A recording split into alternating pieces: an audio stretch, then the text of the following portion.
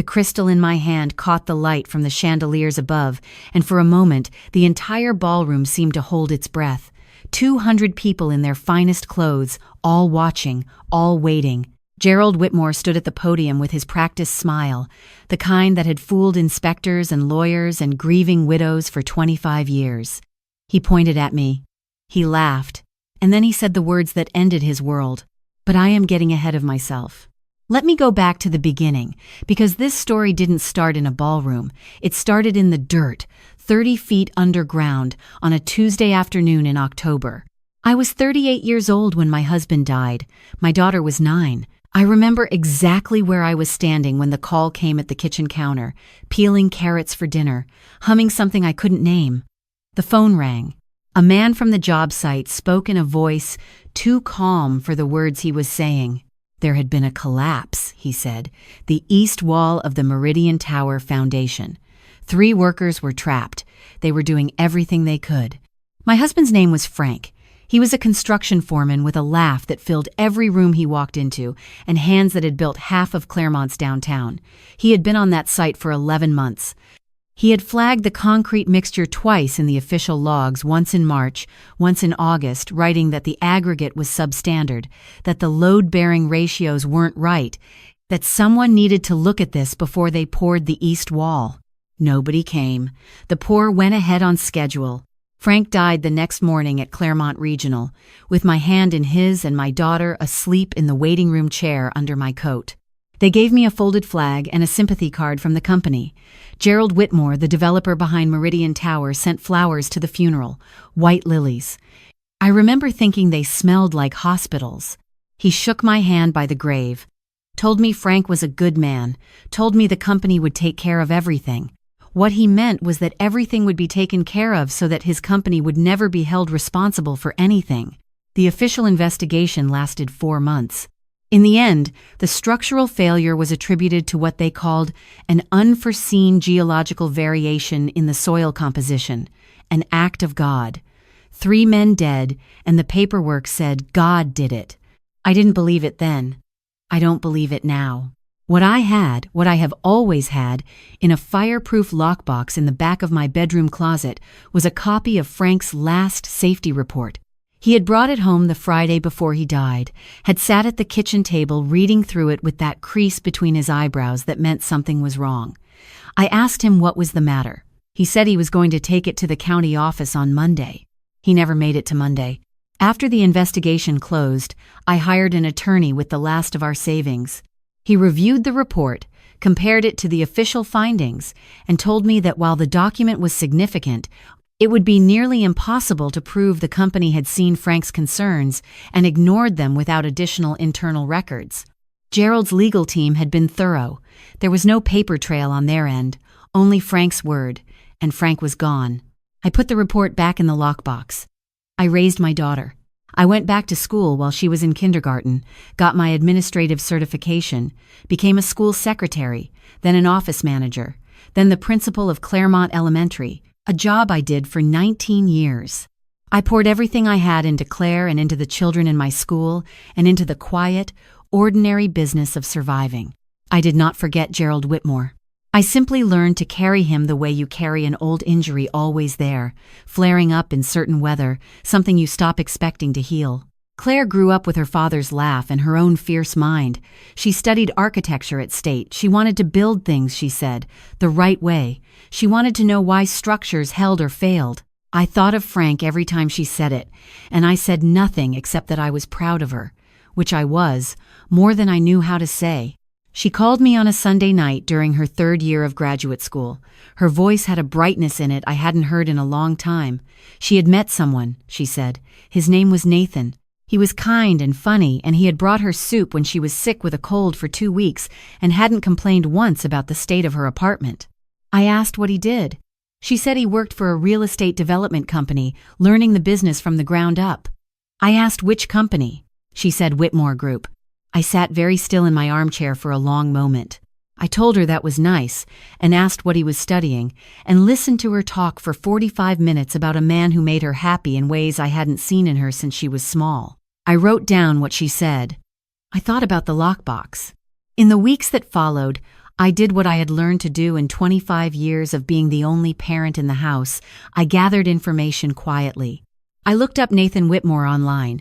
I found his father's name, Gerald Whitmore, 67 years old, founder of the Whitmore Group, 3 terms on the City Planning Commission, donor to the Children's Hospital, face of Clairmont's civic generosity. I looked at his photograph for a long time. He had aged well. Men like him usually do. I want to be honest about what I did next, because I have thought about it every day since, and I still don't know if I was right.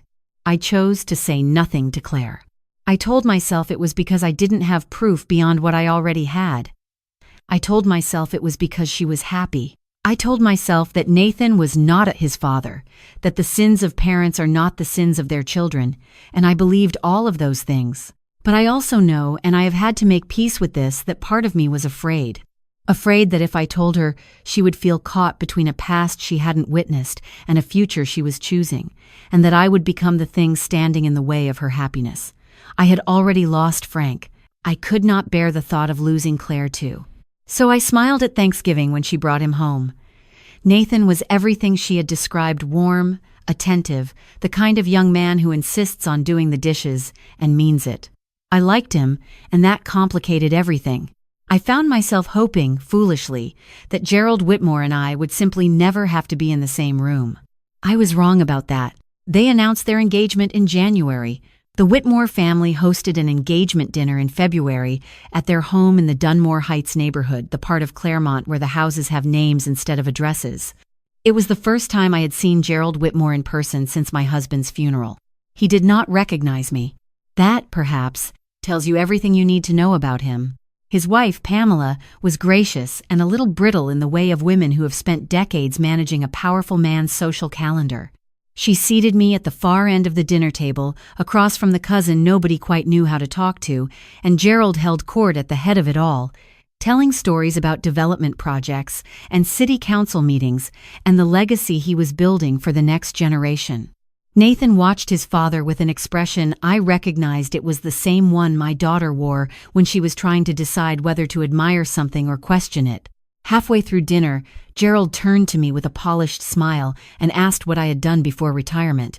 I told him I had been a school principal.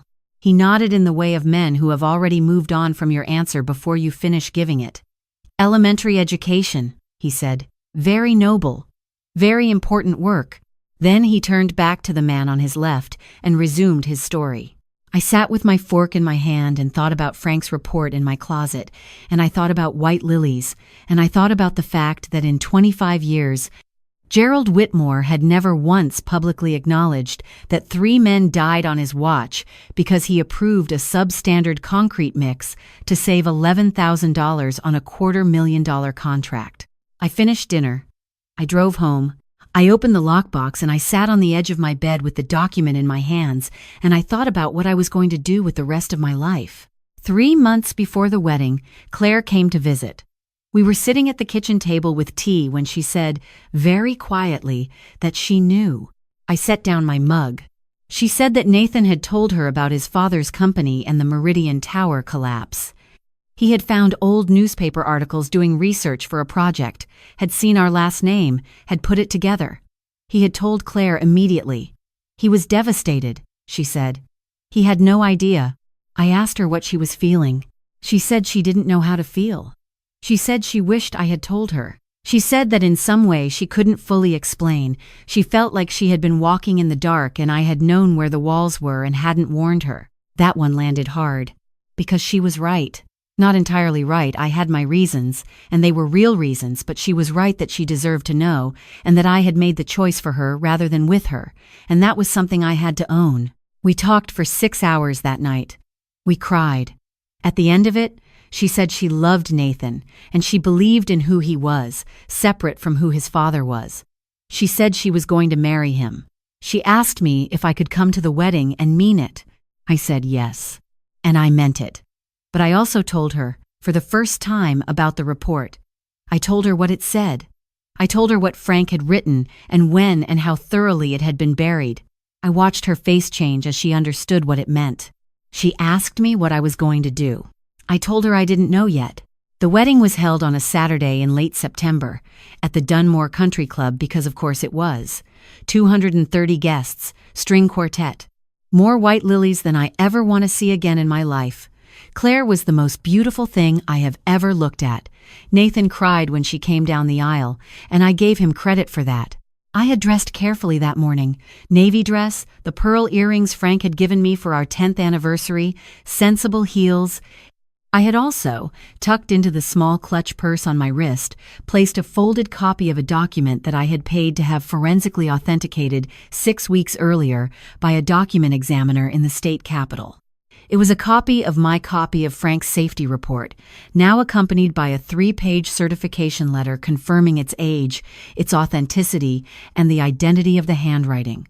I had also, the week before, sent the original and the certification to a journalist at the Clairmont Tribune named Sandra Okafor, who had been investigating construction irregularities in city contracts for the past 2 years.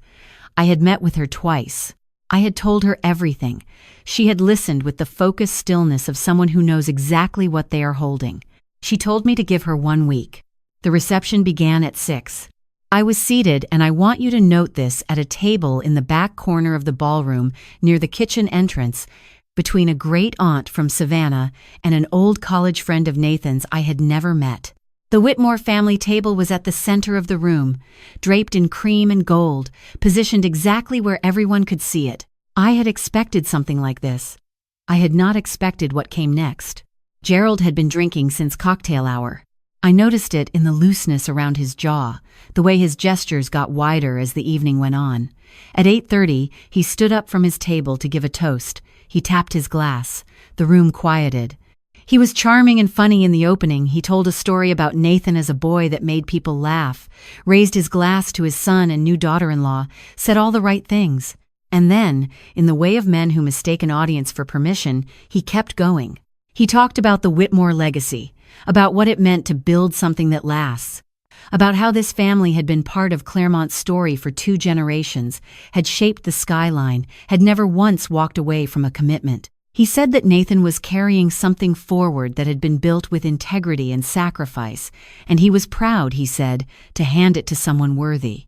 And then he looked across the room at me. His eyes found me with a precision that told me he had known exactly where I was sitting all night. He said it would have been nice if all of the family in the room had come from such a tradition. He smiled. He said that some families had very little to offer the next generation but their grievances. He said he hoped those grievances could be set aside tonight, for the sake of the children. He raised his glass and sat down. The room applauded, uncertain. Claire had gone very still at the head table. Nathan looked at his father with an expression I recognized. It was no longer admiration. I stood up. The applause faded. 230 people looked at me. I picked up my own glass, and I held it, and I waited for the room to become completely quiet. I said that I wanted to thank Gerald for the opportunity to speak, since I hadn't been offered one. I said that I agreed with him about legacies, that what we leave behind matters enormously. I said that my husband Frank believed that too. He believed it so much that in the spring and summer of 1999, he wrote 2 separate safety reports, flagging the substandard concrete mixture being used on the Meridian Tower project. He submitted both reports through proper channels. He was told both times that the materials had been approved and the schedule would not change. The room was absolutely still. I said that 6 weeks ago I had paid to have Frank's final report, the one he brought home the Friday before he died, forensically authenticated. I said that I had provided a copy to Sandra Okafor at the Clairmont Tribune, along with documentation of the concrete supplier invoices I had obtained through a public records request, which showed that the materials approved for Meridian Tower were 40% below the specified load-bearing grade. I said that Frank did not die because of unforeseen geological variation. Frank died because the east wall failed, and the east wall failed because it was built with concrete that Gerald Whitmore had approved to save money, and Gerald Whitmore spent 25 years making sure that no one could prove it. I said that I had grievances. Yes, I thought they were reasonable ones. Then I set down my glass and sat down. For 3 seconds, the ballroom was completely silent. Gerald Whitmore's face had done something I will remember for the rest of my life. It had gone through about 4 different expressions in rapid succession: contempt, surprise, calculation, and then, finally, a kind of whitening stillness that I had never seen on a person's face before, but recognized immediately for what it was. It was the face of a man who understands, all at once, that the thing he has been running from has caught up. His wife touched his arm. He didn't move. Someone at a back table started crying. I later found out it was the sister of one of the other men who had died on that site. She had come as the guest of a Whitmore employee who had no idea who she was. She told me afterward that she had been waiting 25 years to hear someone say what I had said in a room full of people who couldn't pretend they hadn't heard it. The story ran in the Tribune 4 days later. Sandra had been thorough. She had the safety reports, the invoice records, testimony from 2 retired employees of the concrete supplier, and a statement from a structural engineer who reviewed the original foundation documents and concluded that the east wall failure was consistent with the use of substandard aggregate. The county district attorney opened an investigation within 2 weeks. Gerald's attorneys released 3 statements in the first month, each one slightly more desperate than the last. The Whitmore Group's city contracts were suspended pending review. 2 members of the Planning Commission who had served alongside Gerald for years announced they would not seek re-election. I am not going to tell you that justice looked exactly the way I had imagined it for 25 years. It rarely does. Gerald is 70 years old. Legal processes are slow and expensive and uncertain. But the truth is out in the world now, attached to his name, and it cannot be unattached. The families of the other 2 men have retained attorneys.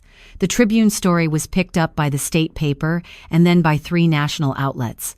A fund has been established to cover legal costs for the families. Frank's name is in every one of those articles, not as a victim, as the man who tried to stop it. Claire and I had our hardest conversation the week after the reception.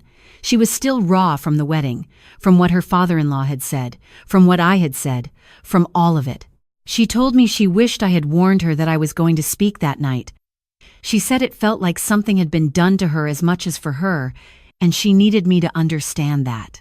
I did understand it. I told her so. I told her that I had been afraid not of Gerald this time, but of asking too much of her. I had spent 25 years protecting her from the weight of it, and I hadn't known how to stop. I told her that she was right to be upset with me, and that I was sorry for the ways I had made choices that were hers to make. We sat in her kitchen for a long time without speaking. Then she said that she had called Sandra Okafor herself, the day the article ran, and given a statement. She said that Nathan had called his father's attorney and told him he would not be providing any support for a legal defense. She said that she and Nathan had talked for 6 hours and that he was not his father, and she knew that, and she needed me to know that she knew that. I told her that I had known it from the moment I watched him cry at the altar. We held each other in her kitchen for a while. It was not a perfect healing, nothing that complicated heals in one afternoon, but it was a beginning, and it was real, and I think Frank would have recognized it.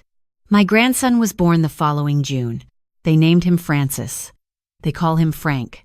I was in the delivery room. I held him before the hour was out, this small, furious, perfect person who had Frank's nose and Claire's scowl and a whole life ahead of him with no idea yet what it would contain.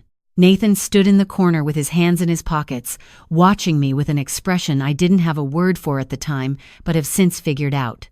It was the expression of a man who is trying to understand the full cost of something his family did, and who has decided that the only thing he can do about it is make sure he never does anything like it himself. I respect that. It's not nothing, choosing to be different from the people who raised you. There is one more thing I want to tell you, because it matters. 3 weeks after the Tribune story ran, I received a letter. It was from a woman named Carolyn, the widow of one of the other men who had died at Meridian Tower, a man named Dale, who had been 29 years old and had 2 children under 5. She said she had read the article 4 times. She said that for 25 years she had told herself she must have been wrong about what happened, that maybe it really had been an accident, that maybe the official report was true.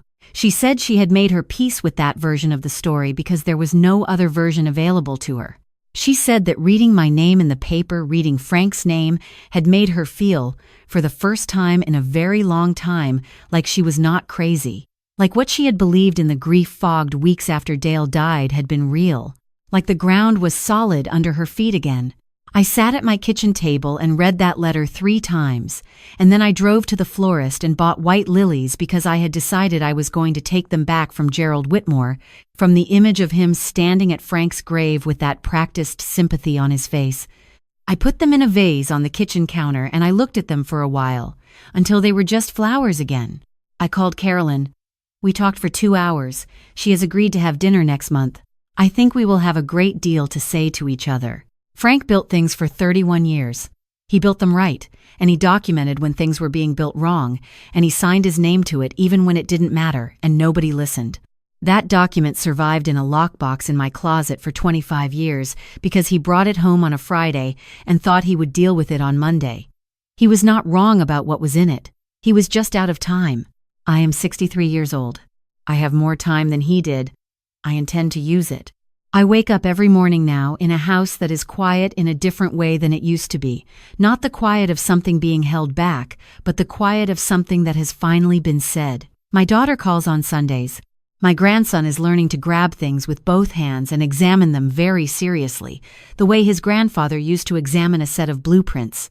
Nathan sends me articles sometimes about construction, safety reform, about new inspection protocols, with short notes that say things like, "Thought you'd want to see this." I write back, "We are building something, slowly, the way you build anything that is meant to last." Gerald Whitmore's bail hearing is scheduled for next month. I will be there. I will wear the navy dress and the pearl earrings, and I will sit where they put me and I will watch. And when it is over, I will drive home and make dinner and call my daughter and tell her grandson a story about a man named Frank who built half a city and never once put his name to something he didn't believe in.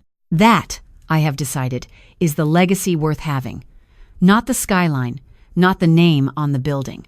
The piece of paper that tells the truth about what the building is made of, signed by a man who knew it mattered, kept by a woman who knew it would matter eventually. It mattered. It always mattered. It just took 25 years for the room to be ready to hear it.